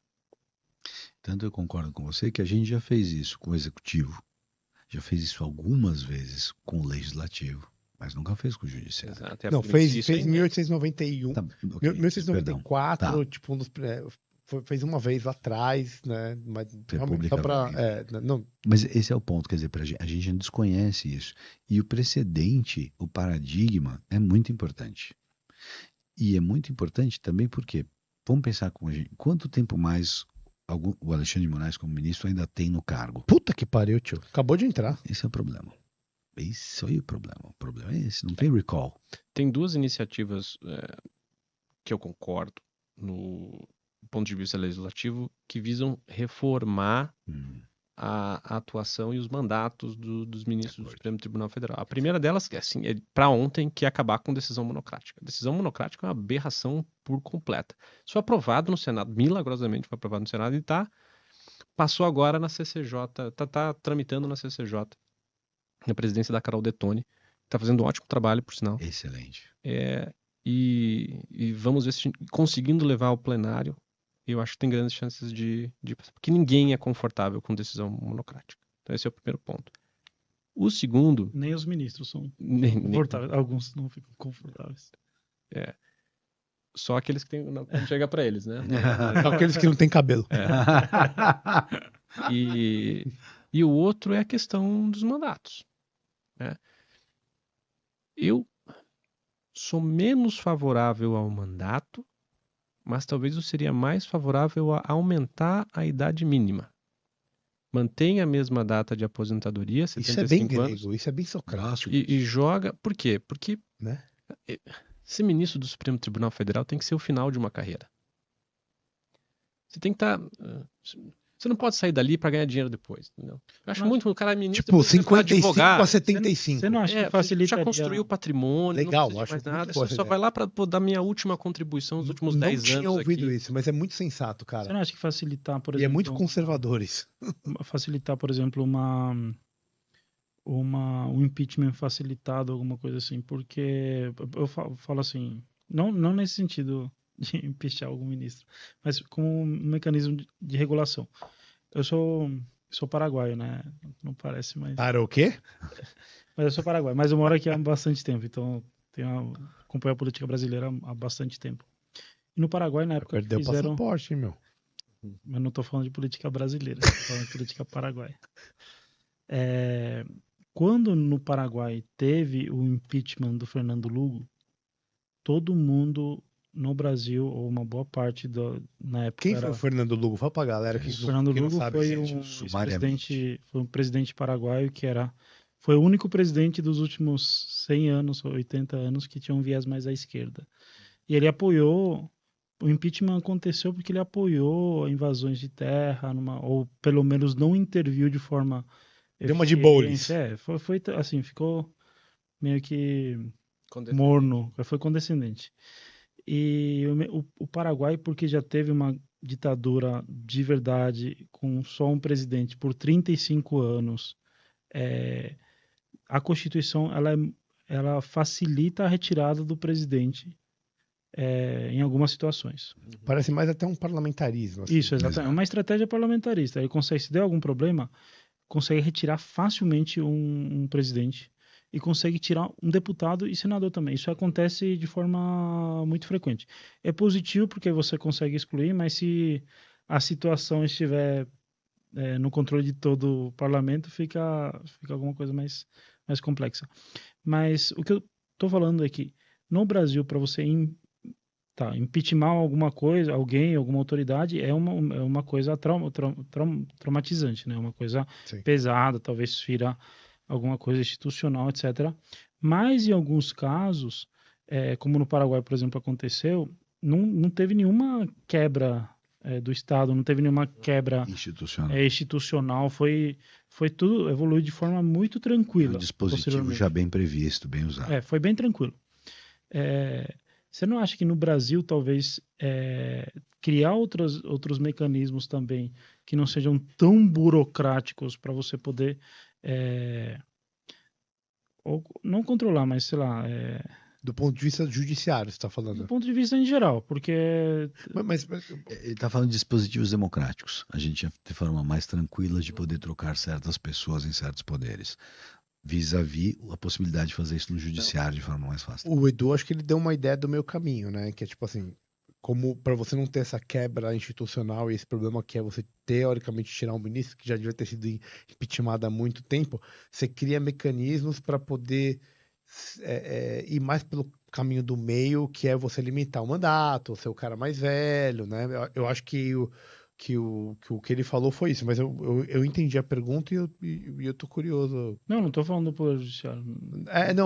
Tá bem claro aqui. Da democracia. Tô falando no contexto democrático. Estatutariamente, nós, de novo, somos parlamentaristas, tá? E acho que o Brasil está caminhando para um parlamentarismo na marra, porque à medida que o Congresso vai tomando cada vez mais espaço no orçamento, na prática... é isso, entendeu? O executivo vai perdendo poder. O Temer falou a mesma coisa. Então, eu assisti uma palestra no IFL dele, ele falou exatamente a mesma coisa. É só a questão de, tá bom, vamos ser parlamentaristas, que é mais fácil. Esse é o primeiro ponto. Agora, eu acho que nem é uma questão de legislação, é uma questão de regimento interno. Eu acho que os presidentes das casas legislativas têm muito poder. Muito poder.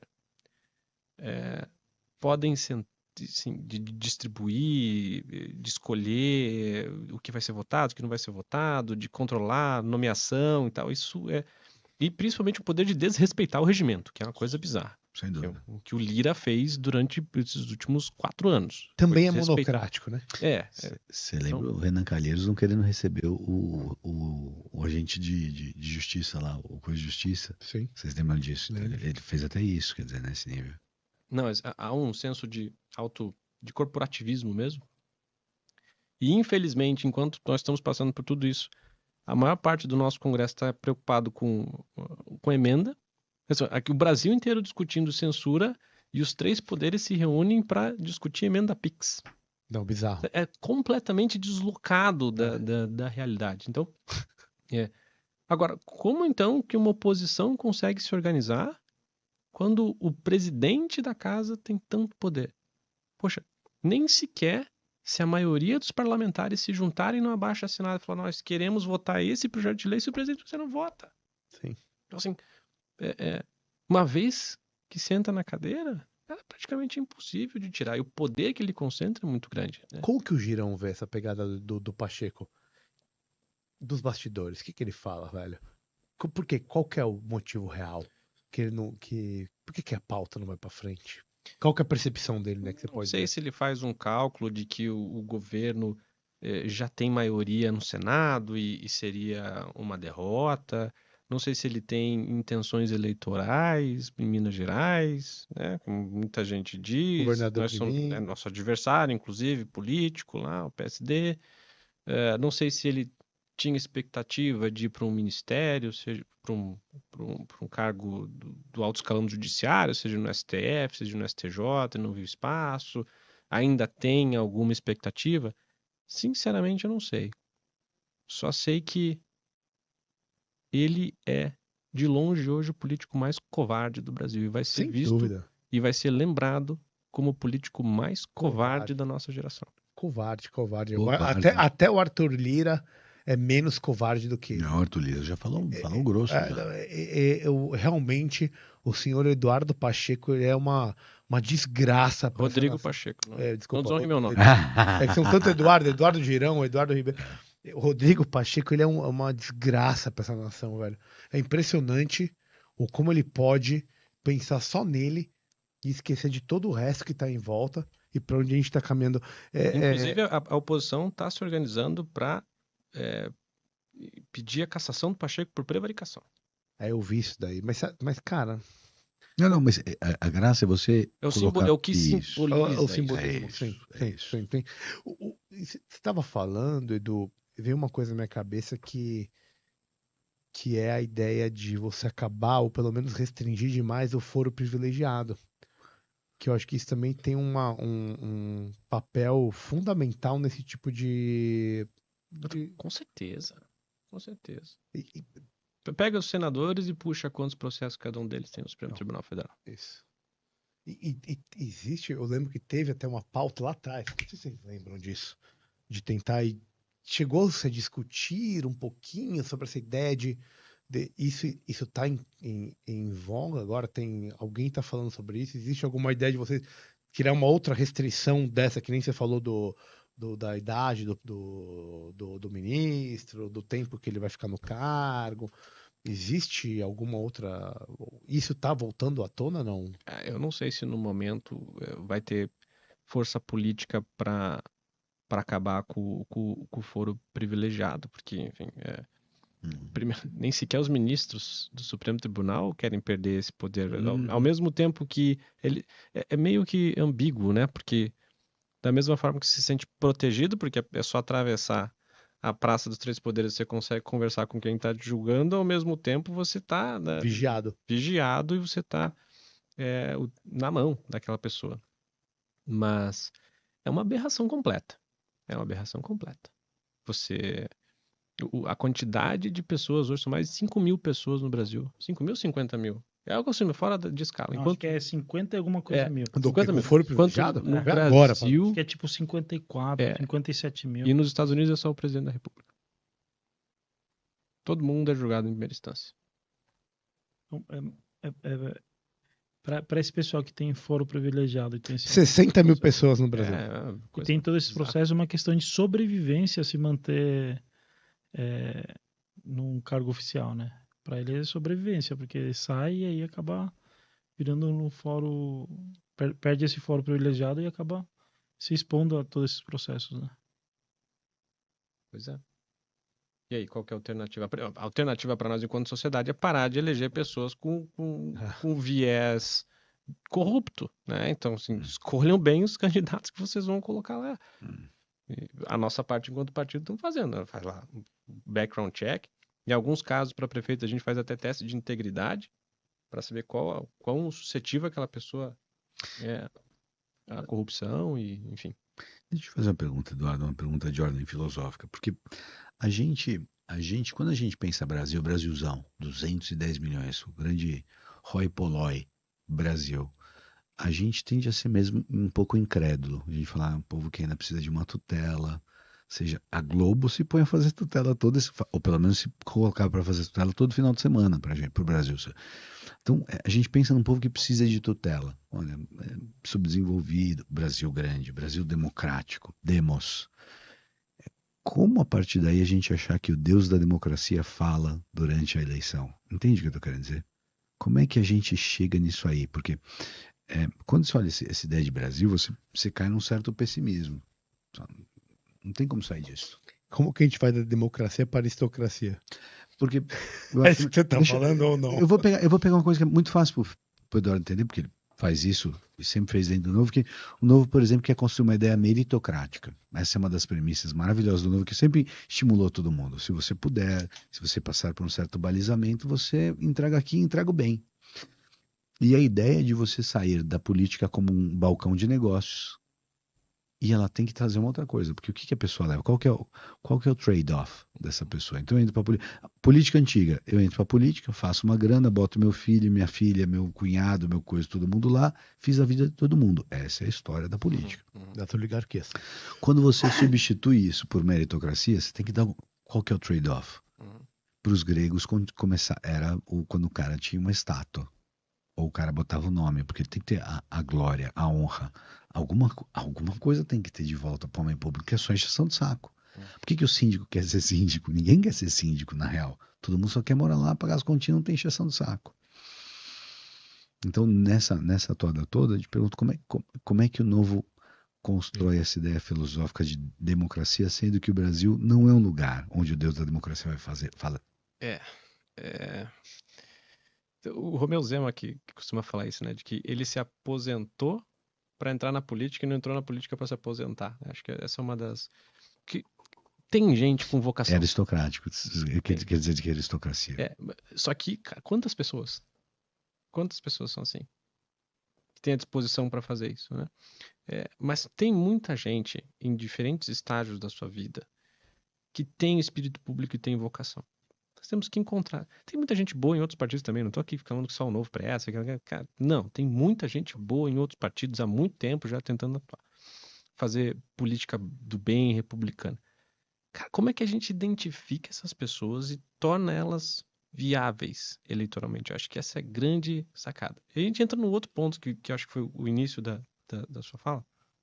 E tem um texto, eu li há muito tempo agora, não sei se é do Benjamin Constant, não do nosso, o original. Francês, o original lá atrás. 1800 e tanto. Que é a liberdade dos antigos e a liberdade dos modernos, a democracia dos antigos e a democracia dos modernos. Ele compara a democracia grega com a nossa democracia direta de grandes populações, assim. E ele fala assim, cara, não é a mesma coisa. Não tem como comparar.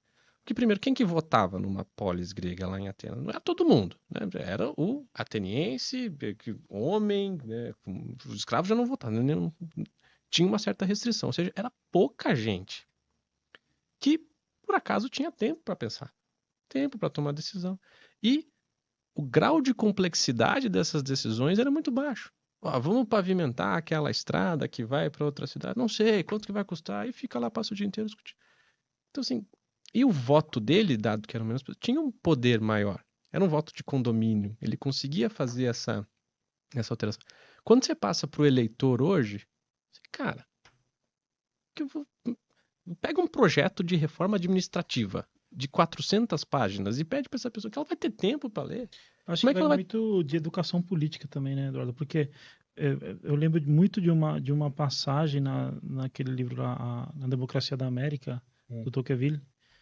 Ele passando as impressões, ele vivendo num ambiente de monarquia, etc., ele passando as impressões e falando assim, não, aqui se respira liberdade, se reúnem em pequenos grupos, esses pequenos grupos que, sei lá, cuidam do condado, do bairro lá, do condado, depois cuidam da cidade. Não sei.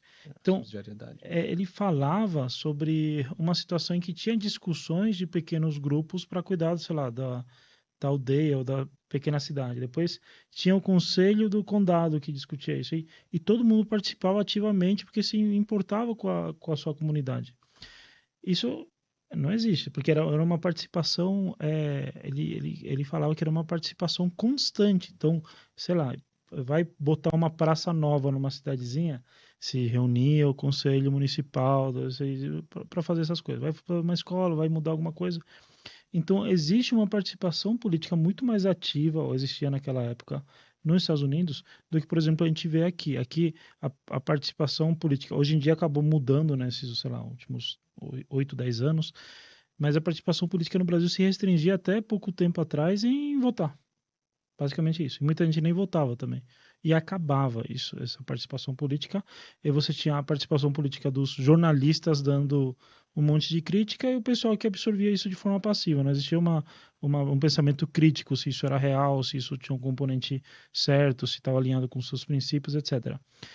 Você não acha que talvez no Brasil exista uma falta de educação política, principalmente para a pessoa entender o quão importantes são esses projetos, mas só que começando com alguma coisa menor, porque às vezes a pessoa olha assim, vai ter reforma administrativa, é uma coisa muito distante, aí fala, vai ter reforma tributária, é só daqui a 4 anos, muita coisa, porque nem a população acredita que, por exemplo, uma reforma tributária aprovada agora, daqui a 4 anos vai continuar do mesmo jeito, ou não vai ser postergada a implementação, se vai dar tudo certo, se vai existir uma mudança para conseguir aplicar tudo isso. Você acha que pode ter algum componente de falta de educação política? Tem, total. Acho que isso você pega países com graus de instrução diferente e isso fica nítido. Você vai lá na Suíça, né, que tem toda uma cultura de semelhante, talvez, ao que Tocqueville falava, que tem os cantões, aquela coisa de cada um falar sua língua, seu idioma, né? Você ainda tem democracia direta lá. Democracia direta. Ainda tem. E um grau de compreensão econômica muito grande, né? Talvez o próprio cultural deles. Teve uma época, uns anos atrás, em que eles colocaram à votação uma renda universal, acho que era 5.000 francos, euros, né? E a população negou. Não, não funciona assim, né? Os incentivos econômicos são ruins, vai quebrar o país. Então, se você tiver esse embasamento de instrução cultural, eu acho que é um dos caminhos. O outro problema que daí vem a culpa da classe política é que o político brasileiro nunca entregou, nós nunca entregamos para a sociedade algo que valesse a pena para ela participar. E aí, inclusive para concluir essa questão da gente sair de uma democracia direta para uma democracia representativa, cara, não tem como você que é médico parar a cirurgia no meio do caminho para lá estudar o projeto de reforma administrativa para você dar a sua opinião para o seu deputado. Não, você tem que confiar naquele deputado federal para ele tomar a decisão por você, não tem como. E aí que eu acho que falta, que tem um campo que nós temos tentado fazer para o Novo, é a construção dessa identidade partidária. Entendeu? Eu não sei o que vai ser discutido lá, eu só sei que esses caras pensam tão parecido comigo que eu estou disposto a colocar qualquer um lá e eu vou confiar no que eles vão decidir. Num partido quase como um clube de futebol. Entendeu? Criar um sentimento de paixão, assim, aquela coisa, mas aquela marca, putz, isso aqui me representa, esses caras me representam e quem entrar aqui vai vestir a camisa, eu vou gritar gol junto. É isso que nós queremos criar no Novo. Pô, o que o PT fez? O PT fez em algum grau diferente com os sindicatos e aquela coisa toda. Com o sinal trocado. E totalmente trocado. E a direita sente falta disso. Existe um vácuo ali, né? Você tem um lugar amorfo que pode ser que precisa ser conquistado, né?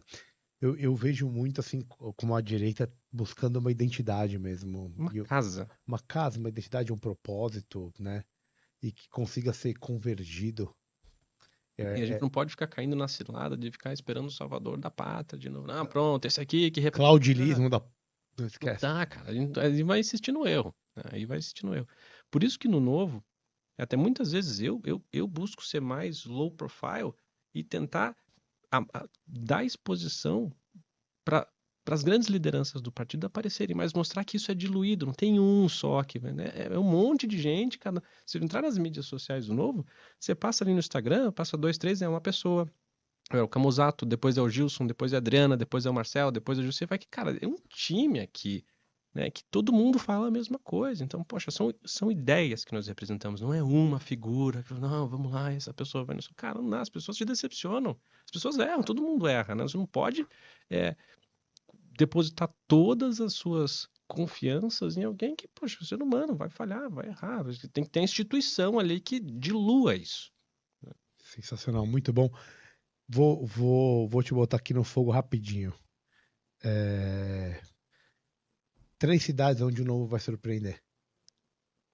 3 cidades onde o Novo vai surpreender. Isso é um pinga-fogo, né? Blumenau. Blumenau. Blumenau. A belíssima Blumenau. Vamos tomar cerveja em É. Blumenau, negão. Muito boa. Vamos eleger o Odair Tramontim, prefeito de Blumenau. Muito bom. Sensacional. Vou chutar aqui, tá? Taubaté, com o Serginho. Opa, terra da aviação. Taubaté. Taubapré. E vou citar de novo aqui o Takashi em Imperatriz, Maranhão, sul do Maranhão. As 3 que lá. Vamos fazer esse Pode favor. anotar. Gostei, Pode gostei. printar. Gostei. Beleza, tá. Onde estará Alexandre de Moraes daqui a um ano? Espero que não esteja mais no Supremo Tribunal Federal. Isso aí. Você acha que goze de boa saúde daqui a um ano, para ficar bem claro. Que ele goze de Espero boa que ele saúde, não goze de boa mas saúde. que ele tenha uma radical mudança de carreira. Não desejo, Eu desejo uma mal mudança pra ninguém, não Não. desejo mal pra ninguém, só acho que Eu desejo não uma... tem mais condição de ser ministro do Supremo. Desejo uma mudança de carreira para ele. Quem vai ser eleito prefeito de São Paulo? Meu coração diz que é a Marina Helena. Tá justo, não vou. É um romântico. É um romântico. E eu quero te fazer, antes da gente partir pro peixe do livro, a pergunta que normalmente é inicial. Mas, cara, como a gente preza tanto o Novo, a gente trouxe tanta gente do Novo aqui, a gente tá nas mesmas ideias, na verdade, sempre estivemos, né? Apesar de alguns momentos, algumas divergências, que é o natural, que a liberdade te dá, a gente sempre começa perguntando o que é uma vida boa para o nosso convidado, mas eu quis que a gente ir direto para a coisa que é o Novo, para poder exaltar o Novo. Então eu vou deixar para a última pergunta. O que é a vida boa para você, Eduardo? Cara, Eu sei que é abstrato, de última hora, mas individualmente, o que você pensa? a vida boa é aquela vida que você genuinamente tem um propósito pelo qual viver. E acho que, assim, todos nós escolhemos as nossas profissões, fizemos a faculdade, buscamos o nosso trabalho, né? Temos a nossa família. Mas em quantos momentos da vida a gente já acordou cedo, falou, pô, você tem que fazer aquilo mais. E você não tinha aquele negócio que aquele drive que te fazia acordar às 5 da manhã e dormir às 11 da noite porque você tinha um propósito. Hoje eu me considero uma pessoa realizada, porque apesar de a gente estar enfrentando momentos difíceis, de estar arriscando, né, de estar aqui se expondo, e, enfim, uma tirania dentro do país, eu me considero uma pessoa realizada porque eu acordo todo dia sabendo que tamanho da responsabilidade que eu tenho à frente de um partido político, mas a certeza de que eu tenho um propósito no meu coração pelo qual lutar, sabe? E, poxa, tenho um filho de 2 anos e 4 meses. Eu vou ser pai de novo agora de uma menina. Parabéns. Vai chegando ali em janeiro. Em janeiro? Em janeiro, fevereiro, ali a gente ainda... Melhor mês do ano, janeiro. E é por eles. É por eles. Saber que o meu esforço, o meu trabalho, com as pessoas que estão ao meu lado, com vocês, né? Que estamos todo mundo aqui lutando junto, cada um com as suas armas, para entregar um país melhor do que aquele que a gente recebeu dos nossos pais. Acho que tendo isso com um propósito, para mim, isso é uma vida boa. Propósito e legado, Camarão. É isso aí, irmão. É engraçado porque cada um fala de um jeito, mas todo mundo fala a mesma coisa, né? Não. Assim, não... Porque quando você fala o que é uma vida boa, Mas todo poucos falam com o timbre de voz. do Camarão e do Eduardo, que é bom dar uma voz também aqui, velho. Vamos lá. Camarão, Boa. explica pro Edu e pra quem não conhece ainda, se não conhece é porque tem que apoiar para isso poder aí, conhecer melhor. isso aí, O que é o pitch do livro? E, por favor, faça Opa. a funça aí, né, meu Eduardo, rei? o que é o pitch do livro? Eu já faço muita... Calma aí. Eu já faço todas as funças, tá ligado? Capitão de Alexandre de Moraes aqui. Não, o careca que é ele. Eu já faço todas as funças aqui, agora é tua vez de fazer a funça. Então, são 2 fases aqui. Então, qual que é a primeira fase? Nós 3 trouxemos 3 livros. Compete a você identificar de forma mediúnica quem trouxe qual livro. Fase 1. Fim desta primeira etapa, revelaremos quem trouxe qual. E a partir daí, começa a segunda etapa, onde faremos uma venda para você. Cada um vai tentar te empurrar o livro, te vender o livro. E o livro que você gostar mais da venda, você leva para casa. E esse é consagrado o vencedor. Campeão. O grande campeão. Dos Então, quem campeões. perder o livro é o ganhador da moral. Timão, querido. É isso aí. Então, eu tenho que acertar quem Quem trouxe qual? Então, eu vou lá, vamos começar. Então, o primeiro livro, Stephen Ambrose, Band of Brothers, Companhia de Heróis. Uma série maravilhosa de fazer... É de 2003, 2004. Por aí. HBO, né? Sensacional, HBO, cara. de fazer homem feito chorar. E no livro sempre tem mais do que na série, né? Opa! Fantástica história. É verdade. Vamos lá, o segundo, Fools, Frauds and Firebrands, de Roger Scruton.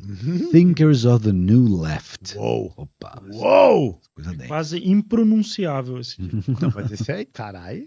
Roger Quem Scruton. trouxe esse aí The late Roger Scruton. é um Scruton. O Scruton. Quem trouxe é o Scruton. Para quem conhece, Scruton era o contemporâneo, morreu Tem que recentemente. escutar esse Mas, cara, velho. E Terceiro. assim, eu não quero defender, mas assim, o Roger Scruton. Inclusive, eu quero já mandar um abraço pro Garchagen, que Opa, o entrevistou. Bruno, exatamente. Né? Eu diria que da estética conservadora é o rei da estética conservadora. Isso. O que falta pra gente poder ganhar esse país? Eu acho que sim, acho que Estética conservadora. falta.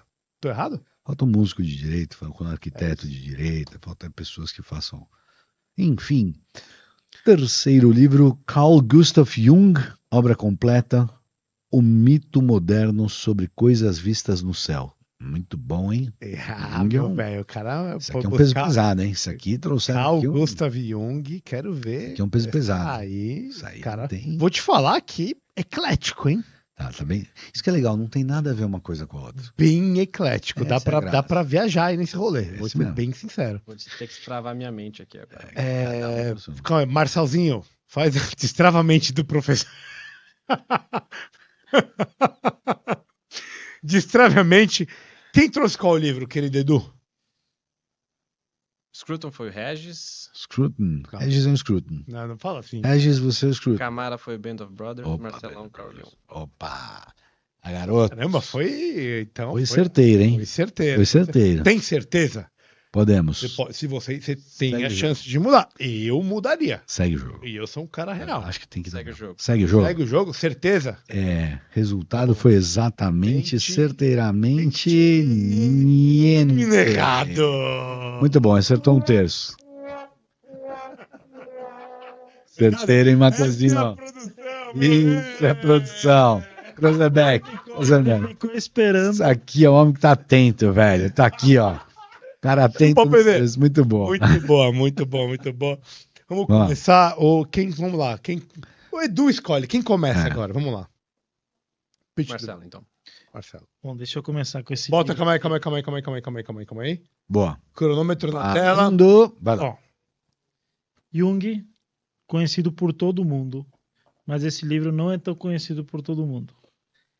Esse livro se você olhar o título, você nunca vai imaginar por que ele foi escrito e qual que é o que serviu de base para esse livro.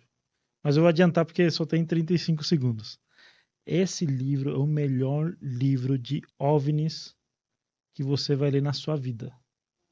Foi escrito numa época da pós-Segunda Guerra Mundial, onde começou a aumentar de forma absurda o aparecimento de objetos voadores não identificados, que entrou em voga recentemente com alguns relatos de alguns pilotos de avião. Então ele consegue trabalhar o relato do mito moderno nesse contexto. O que a gente está vendo lá no céu é verdade ou a gente quer que seja verdade? É basicamente isso. Então, Esse é o seu pitch. Muito bom. Gostei Muito muito. bom, gostei, viu? Você usou bem, porque Bom, não é um livro fácil. Ficou o homem antigo quando leva para as estrelas? Uma coisa parecida. Ele Não, tenta não é. ser O que você está falando é a paralaxe. Aí é uma outra coisa que também é legal, mas não é a paralaxe, esse livro aí. Isso é uma ideia de que é o seguinte: o cara viu algo, aquilo realmente existe? Ou é o que a gente quer que exista? Ou então ele vai buscar no inconsciente, na psicologia, a explicação que você dá para quando você vê algo que está no. Entendi. Muito bom. Parabéns. Ótima escolha. Muito obrigado, muito obrigado. Próximo?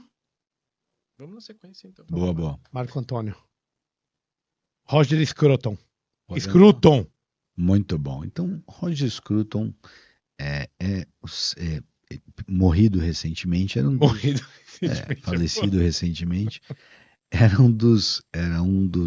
fellow da British Academy e ele era um dos maiores pensadores da direita até então. É um cara que foi relegado pelos seus correligionários acadêmicos, porque todo mundo é de esquerda no meio acadêmico. Então ele era considerado um rebelde, foi colocado. E ele escreve esse livro, onde ele analisa os pensadores da nova esquerda.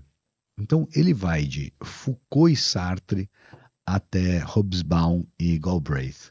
Ele passa por Dworkin e ele analisa como é que a esquerda vem mudando. Por exemplo, conhecíamos a esquerda como marxistas, como aqueles de chão de fábrica, o torneiro mecânico que trabalhava no ABC Paulista e queria mudanças. E a gente vê isso mudando, por exemplo, para um movimento antirracista e feminista do dia de hoje. Mas é a mesma raiz marxista. E ele é um analista muito fantástico de como esse movimento, como essa mudança se dá no mundo moderno. Quer dizer, te demos Não um deu boi, nada. Não, tá eu vi ali, não. deu um boi. Mateuzinho deu nada. Mas né, foi bicho? bom, Pete. É bem em cima, hein? Deu boi, mas foi bom, Pete. Eu gostei. E o Scruton é fudido. Escuta Eu muito não bom. tenho o que falar. Bota aí bota aqui pro pai. Meu rei, eu te trago isso aqui porque a vida é guerra. E a política é guerra. Na verdade, o caminho da política, se ela não for resolvida nela, ela caminha para a guerra. E eu sei que você vive num momento tenso. Então isso aqui, além de te mostrar como uma guerra é feita e bem feita, ele vai te tirar um pouco desse mundo que você está vivendo de sobrecarga. De ter que ficar analisando o negócio aqui politicamente,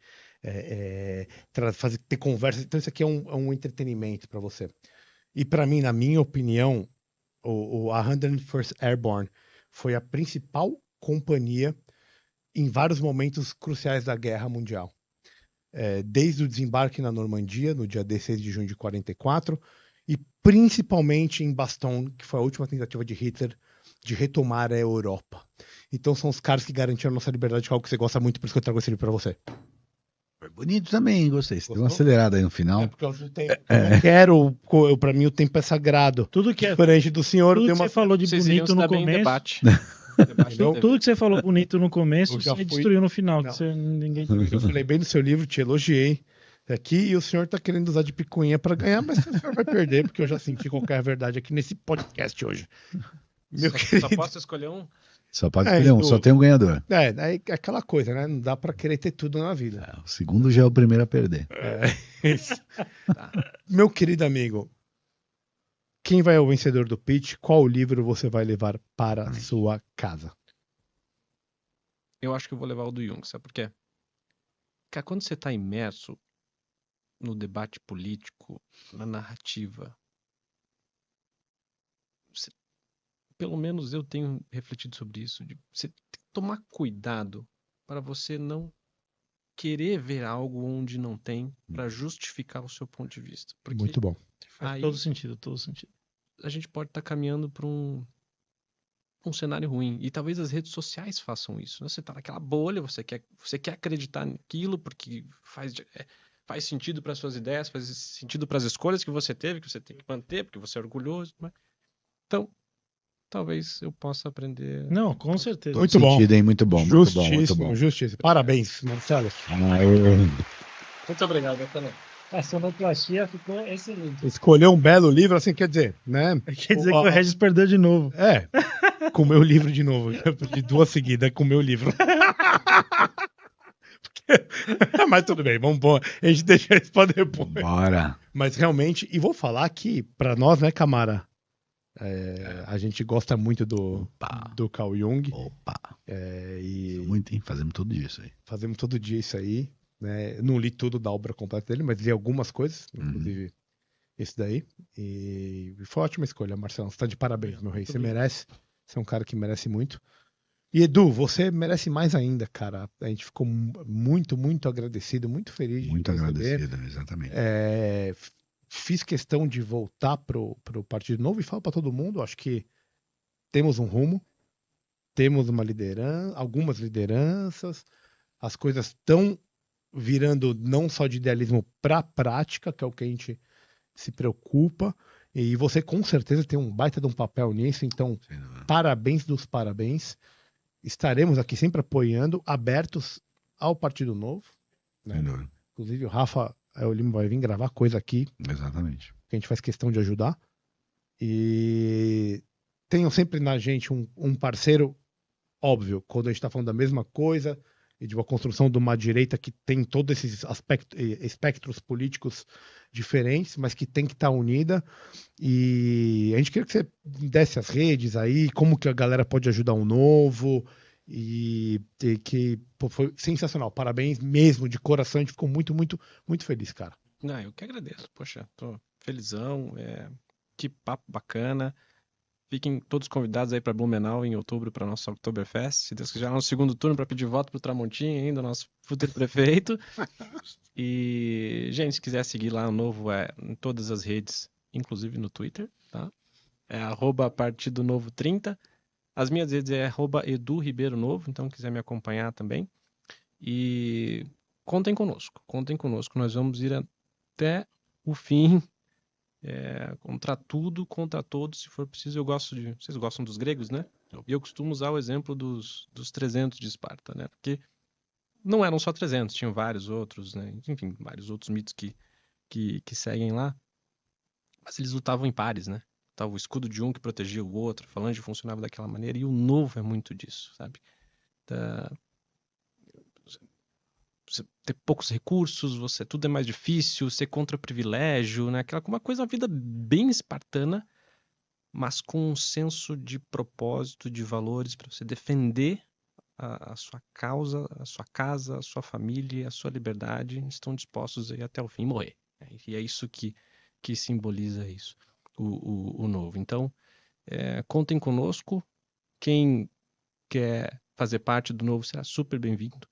Está no nosso site novo.org.br/filia, tudo online, e a hora que quiser sair é só sair também, não tem aquele monte de burocracia que os outros partidos fazem, não estou satisfeito, só sai.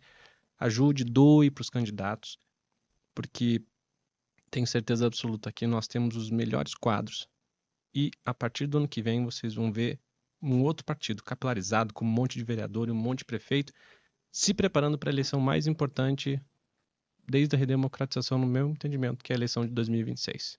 Nós temos a obrigação moral de tirar o PT, eleger uma bancada do Novo forte e renovar o Senado para mostrar que o judiciário pode muito, mas não pode tudo, né? E enquanto no auge da Lava Jato nós tínhamos a esperança de que a justiça pudesse dar uma resposta para a política, agora mudou. Agora a nossa esperança é que a política possa dar uma resposta à justiça. E vai dar, se Deus quiser. Sensacional. Muito bem falado. Muito bem falado. Muito obrigado. Obrigado, meu querido. Valeu mesmo. Parabéns, Marcelão. Cara. Primeira vez que você ganha. Você está de parabéns. Primeira vez, porque é a segunda vez que eu participo. 50% de aproveitamento. Fala que você ganhou com o meu livro agora. Então esse livro foi uma sugestão do Regis. Brincadeira. Estão passando. Camara, obrigado, meu rei. Muito obrigado. Valeu, Mateuzinho. Galera, até a próxima semana.